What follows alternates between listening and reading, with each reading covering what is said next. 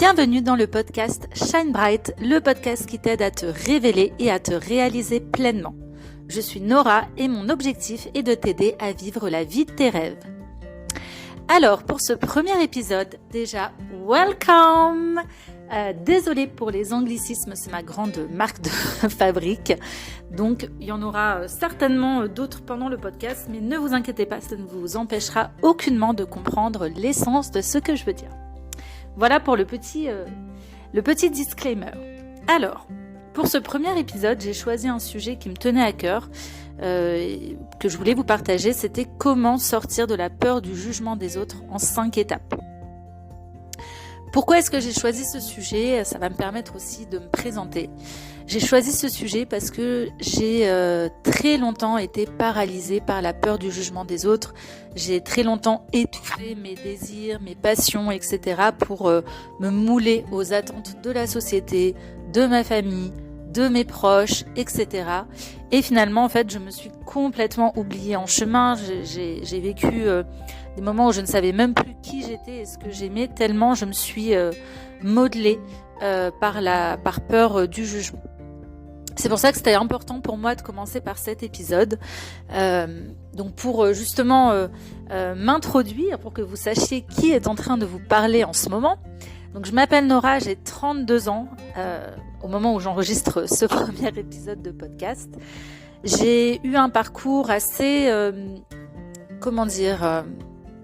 assez spécial, en tout cas pas du tout linéaire. Moi je suis une adepte du changement et donc je suis passée d'un lycée ZEP à des classes préparatoires, aux grandes écoles de commerce, à des postes de cadre dans des multinationales. Et en fait, à chaque fois, je me disais « What the fuck je fais ici ?» En fait, j'allais où on me disait d'aller parce que j'avais aucune confiance en moi et je savais pas du tout ce que je voulais faire et ce que j'aimais, tellement je m'étais conditionnée aux attentes de la société et de mes proches. Donc voilà pour la petite histoire et je me suis émancipée de tout ça en 2021 en créant mon entreprise qui s'appelle Apis et en prenant plus la parole sur des thématiques telles que celles d'aujourd'hui pour aider un maximum de personnes à vivre de leur aspiration profonde. Donc voilà pour la petite histoire. Alors, du coup, comme vous l'aurez compris, j'ai été très longtemps conditionnée, j'ai été très longtemps paralysée par la peur du regard des autres. Et donc comment est-ce que j'arrive aujourd'hui à vous enregistrer ce podcast et à me dire finalement que je vais faire entendre ma voix à des personnes que je ne connais pas et même d'ailleurs à des personnes qui me connaissent? Et parce que j'ai compris beaucoup de choses, j'ai fait beaucoup de travail sur moi et aujourd'hui dans ce podcast j'ai envie de vous synthétiser vraiment les 5 apprentissages clés qui m'ont aider à passer au travers du regard des autres et de la peur du jugement pour que vous aussi vous puissiez vous en affranchir et vous réaliser pleinement. Parce qu'on est là for that. Donc, alors la première chose que je voulais vous partager, c'est déjà de comprendre d'où vient la peur du regard des autres et d'où vient la peur du jugement. Il faut savoir que c'est une peur qui est hyper répandue dans la population. J'ai plus le chiffre en tête, donc je ne vais pas avancer de fausses statistiques, mais en tout cas, c'est hyper répandu. Il suffit de voir lors d'une conférence le nombre de personnes qui prennent la parole au moment où le conférencier dit « Avez-vous des questions ?» Vous remarquerez que très souvent, dans une salle où il y a peut-être 100 personnes, il va peut-être y avoir maximum 5-10 personnes qui vont oser prendre la parole et poser des questions. Donc ça montre bien justement cette peur du jugement, à quel point elle est latente dans notre société. D'où vient-elle ? Alors ça c'est hyper déculpabilisant je trouve de le savoir. Notre peur du regard des autres, du jugement, elle a une origine qui est biologique. On est fait comme ça, voilà, c'est dans notre cerveau. Alors d'où ça vient ? À l'époque de Sapiens, donc je remonte un bout de chemin en arrière, quand finalement on se faisait rejeter de sa tribu, on mourait. Donc le cerveau assimile le rejet à un danger de mort. Et ça c'est très puissant et c'est très ancré dans notre cerveau. Donc, c'est pas de notre faute si on a peur du jugement, si on a peur d'être rejeté. En fait, on a peur du jugement d'ailleurs parce qu'on a peur d'être rejeté. Parce que biologiquement, être rejeté, c'est perçu comme un danger de mort. Donc le cerveau se met en pause, vous êtes bloqué dans l'immobilisme, vous n'osez pas parce que de manière très irrationnelle, en fait, vous avez une peur viscérale qui a donc ses origines biologiques. Autre chose pour comprendre cette peur du jugement et du rejet, moi ce qui m'a éclairé aussi c'était de comprendre les 5 blessures de l'âme qui a été théorisée par Lise Bourbeau. Donc les 5 blessures de l'âme, lesquelles sont-elles? Donc elle nous explique en fait dans son livre que ce sont des blessures auxquelles tous les individus font face dans leur vie, à des degrés plus ou moins importants, mais on porte tous en nous ces blessures qui sont la blessure de la trahison, la blessure de l'abandon, de l'humiliation, la blessure du rejet et la blessure de l'injustice. On a tous vécu ces blessures à un moment dans notre vie, rien que au moment de l'accouchement. On dit que l'accouchement, ça crée directement une blessure d'abandon.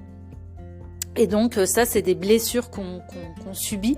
Et on n'a tellement pas envie de les revivre que finalement, on va tout faire pour ne plus se sentir rejeté, ne plus se sentir abandonné, humilié. Enfin voilà, toutes ces choses qui nous ont profondément fait du mal et qui nous ont profondément blessés.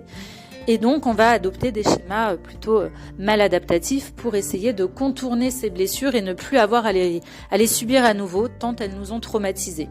C'est des vrais traumatismes pour l'être humain. Donc voilà, donc la peur du jugement, la peur du regard des autres, évidemment, c'est beaucoup lié à la peur du rejet, la peur de l'abandon, la peur de l'humiliation, etc.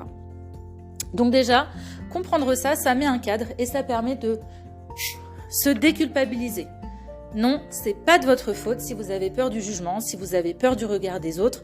Par contre, c'est de votre devoir de comprendre pourquoi et si vous le souhaitez, d'en sortir à travers des petites techniques que je vais vous partager.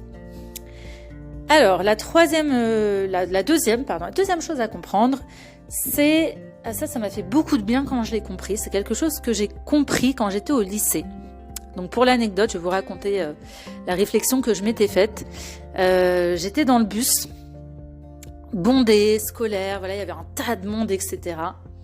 Et je sors du bus et je me rends compte que ma braguette est ouverte.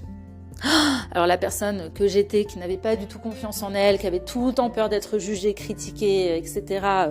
Dans ma tête, ça tournait en boucle. Oh là là, mais comment j'ai pas vu ça? Tout le monde a dû voir que j'avais la braguette ouverte, etc. Et puis, à un moment, en fait, je me suis auto-faite une réflexion. J'étais en train de rentrer chez moi et je me suis dit, mais en fait, mais n'importe quoi. Mais vraiment, what the fuck, cette réflexion? Genre, les gens sont plus intéressés par moi que par eux-mêmes. À quelle heure? Parce que je me suis dit, si moi, là, je suis tellement auto-centrée sur ma braguette ouverte, eh ben, une autre personne doit être tout autant auto-centrée sur son petit bouton qui la dérange, une autre sur ses problèmes familiaux qui l'attendent à la maison, un autre sur telle chose, etc., etc. Et qu'est-ce que je veux vous transmettre par là? Ce que je veux vous expliquer par là, c'est que finalement, la peur du regard des autres, c'est assez contradictoire, mais finalement, c'est une forme d'autocentrisme exacerbé, c'est-à-dire qu'on pense tellement que les autres vont nous juger, etc. Alors qu'en fait, les gens sont beaucoup plus intéressés par eux que par vous. Sorry, not sorry, mais c'est la vérité. C'est la vérité. Donc déjà, comprendre ça aussi, pareil, ça permet vraiment de prendre de la hauteur et de se décentrer, de se dire en fait, en vrai, désolé, mais on s'en fout un peu de notre vie, quoi. Enfin, tout le monde a sa vie et tout le monde est auto-centré sur sa propre personne, ses propres problématiques. Donc voilà, ça c'est la deuxième clé que je voulais vous partager, qui je pense est importante pour sortir de la peur du jugement et du regard des autres. La troisième piste que j'aimerais vous partager, elle est un peu reliée à celle-là, c'est que finalement, on est très dur avec nous-mêmes. Et il y a une recherche en psychologie qui a été faite, qui a démontré que on se juge bien plus durement que des personnes tierces, des personnes extérieures nous jugeraient. Donc ça, c'est intéressant de le comprendre.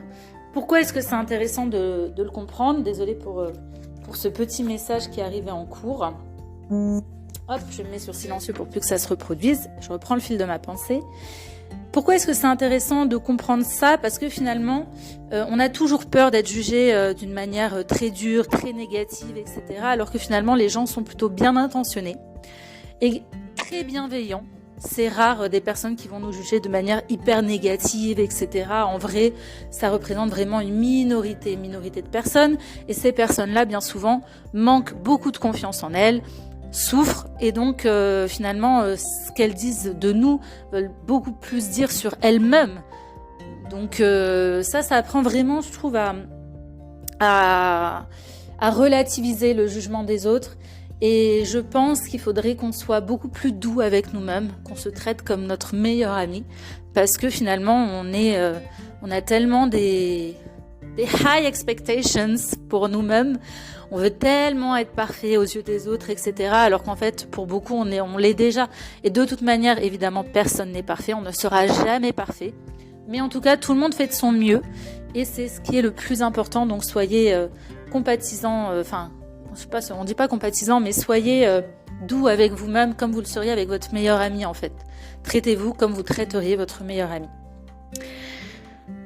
Le 4e conseil que j'aimerais vous donner pour sortir de la peur du jugement des autres, c'est d'oser.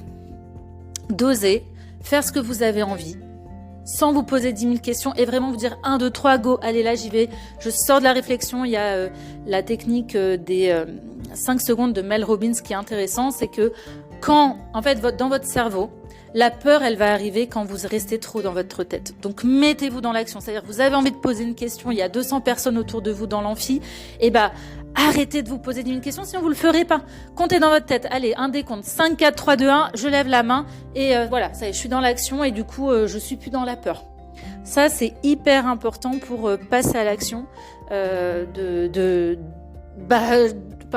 pour s'affranchir du regard des autres, de passer à l'action. Donc, osez faire des choses. En plus de ça, le fait d'oser, ça va généralement vous montrer que derrière cette peur, derrière la porte de la peur, il y a rien.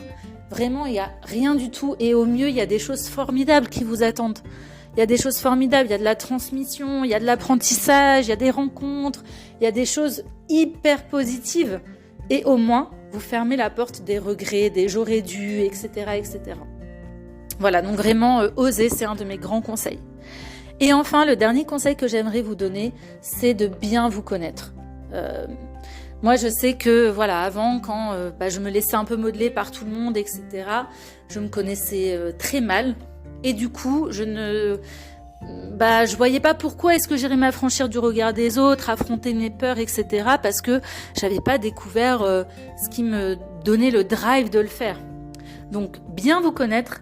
Ce que j'entends par là, c'est bien connaître votre raison d'être, votre mission de vie, vos valeurs, vos rêves, etc. Ça va vous permettre justement d'aller au-delà du regard des autres parce que votre raison d'être est beaucoup plus forte. Votre why, comme on dit. Je ferai un épisode sur le sujet plus tard et je vous l'offre dès maintenant. Je vais vous offrir une masterclass justement sur comment est-ce qu'on peut trouver sa raison d'être pour s'accomplir parce que pour moi, c'est une thématique qui est tellement importante et qui m'a tellement aidée dans ma vie à oser faire des choses, à réaliser des rêves, aller à la rencontre de certaines personnes, etc. Enfin, honnêtement, c'est un boost de confiance en soi quand on connaît sa raison d'être qui est immense et qui nous offre énormément de portes. Donc, et de postes aussi, peut-être, je sais pas. Mais en tout cas, voilà, c'est vraiment hyper important de bien se connaître. Donc, je vous offre une petite ressource en barre d'infos pour commencer ce travail d'introspection. Et voilà, je vous souhaite vraiment de la trouver parce que ça va libérer tellement de choses dans votre vie. Voilà pour mes 5 conseils. J'espère qu'ils vous auront été utiles, que vous avez apprécié ce premier épisode. N'hésitez pas à me dire ce que vous en avez pensé, à noter ce podcast avec la note que vous souhaitez et à me soumettre des idées pour des prochains épisodes. Je vous dis à très bientôt. Salut, salut!